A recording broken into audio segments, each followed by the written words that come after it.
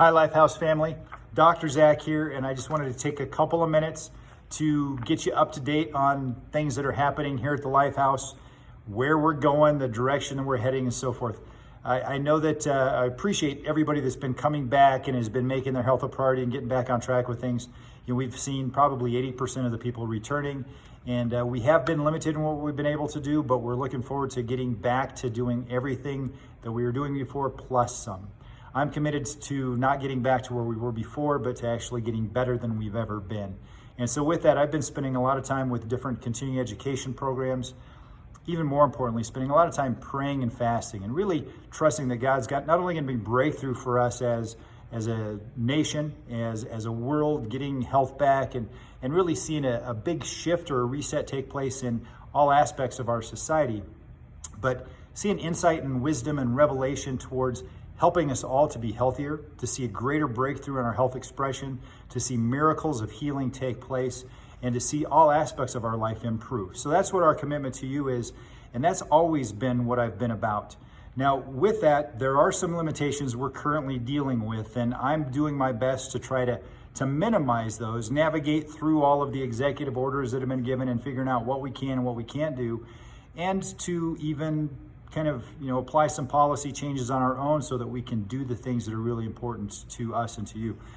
With that said, there's lots of different executive orders that are out there. There's executive orders from the governor. There's executive orders from Boulder County, from the city of Lafayette, the mayor's office.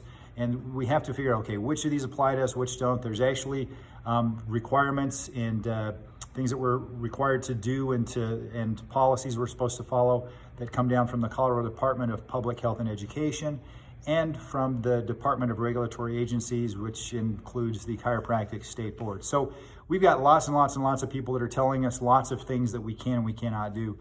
And the challenge for us is, okay, which executive orders expire when and what are the new changes? What's the bottom line to what we're responsible to do? And what it comes down to is that ultimately right now, the order that is restricting us or that is preventing us from doing everything that we want to at this point is going to be the order that comes from the Colorado Department of Public Health and Education. And the biggest issue with that is the number of people we can get into the office. It's having the limitation of 10 people in here at a time that prevents us from doing the vibration therapy, from some of the prehab and the other rehab procedures that we want to make sure we get back to as quickly as possible. There are some limitations as well as far as, do we mask, do we not mask, do we wear gloves, do we not wear gloves? And there's lots of different ways to interpret what the requirements for that are. The bottom line, as far as I'm concerned, is that my ultimate responsibility is to you and to your health. So we're doing everything we can to ensure that we're making this environment healthy for you. And with that said, there is a whole body of evidence that shows that being sanitary, beyond just being clean, using all of these toxic chemicals to wipe down every surface and to constantly be using hand sanitizer and gloves all the time and changing those things out actually impairs our body's immune system. We're meant to be clean. We're not meant to be sterile. The sterility compromises our immune system. We've had people that have had issues with skin sensitivities that have reacted to the harsh COVID-mandated chemicals. So we are currently using OSHA-approved disinfectants. It's essential oils from a company called Young Living, and it's a product called Thieves that it's recognized by OSHA as a workplace sanitizer. So it's safe, it's non-toxic, it's actually very pleasant, and that's been our compromise. We want to keep things clean. We don't want to make things toxic. The other issue that we have has to do with the masking, whether we do that, whether we don't. And as an employer, my commitment to my staff is the most important thing. And then you guys next. But my team and my staff here is the first most important thing. And I know that from what I've seen as far as the research goes and who needs to mask up and who shouldn't and when it's a benefit and when it's a detriment, is that in an ongoing work environment right now, especially when we're looking at a COVID that's very minimally transmitted by asymptomatic people, is that there's far more complications and health risks wearing the mask for extended period of times than there is not wearing a mask. And so for that reason, we have made it a policy here in our office that I'm not going to mandate that, even though the state tells us that we need to. Now, with that said, I'm not doing it to be rebellious. I'm not doing it to prove a point. I'm doing it because it's for the health of my team, for the people that are here.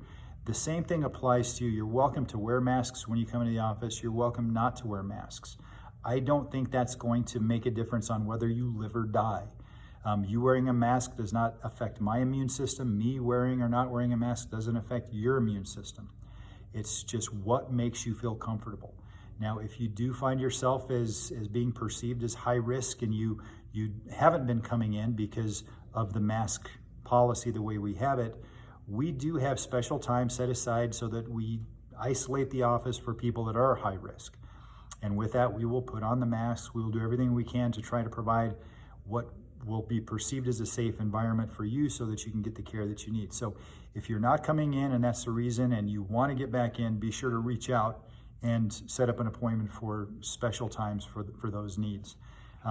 But with that said, I've included with this email our latest office policy on navigating and dealing with the current situation of the COVID-19 and what that looks like for us. So it's a 20-page document. You don't have to read it if you don't want to. You're welcome to read it if you do want to.